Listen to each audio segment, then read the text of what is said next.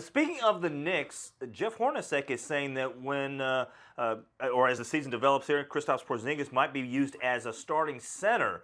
How's that going to impact his fantasy value? Well, obviously, you look, and then if some places that he's not center eligible, perhaps he'll become center eligible.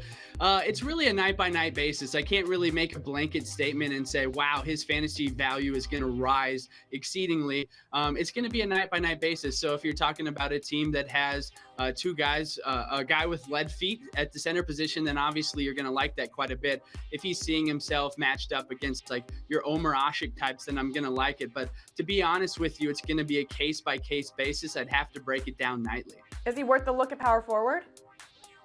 Yeah, he certainly is. I know he's dealing with that Achilles issue, right? And so he missed the last game. We're not certain he's going to play tonight. So you really want to be careful. Watch that wire, make sure he's going to be locked in and actually starting. But my big hesitation is, who knows if he's actually going to see a full workload. Maybe he's only 50%, only plays 20 minutes. So he's certainly a risky play tonight. High upside because his price has fallen because of the injury, but be warned for sure.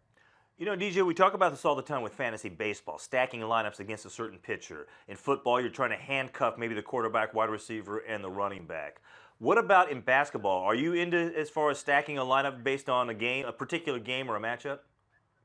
You know what? That's funny. And for baseball, obviously, that's a big thing. And you see that quite a bit. For NBA, that's not quite the case as much, right? Because RBIs and home runs, all the players relate to each other in that regard. But for basketball, if one guy's scoring a lot of points or grabbing a lot of the rebounds, then he's excluding his own teammate from doing the same. And so it is a lot tougher. Last night, you had a lot of cheap guys in Toronto because they were banged up and didn't have their starting five. And you saw a lot of Toronto stacks. But on most nights, that's only going to happen when teams are resting some of their starters, and you can get some cheap options that are going to see lots of minutes.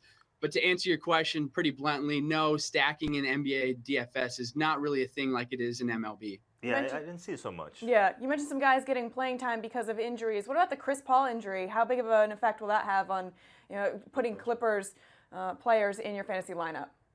Yeah, you know what's funny? On other teams, you might pinpoint one player in particular, but with the Clippers, Chris Paul has missed portions of the season already. And what they've essentially done is they rotated three players: Jamal Crawford, Austin Rivers, and of course, I'm going to forget the third one, Jamal Crawford, Austin Rivers. And so they rotate the point guard slot too much to the point where you don't know which player it's going to be. And so for me, Raymond Felton, by the way, is the third one as I come up with it. How could I forget Raymond Felton?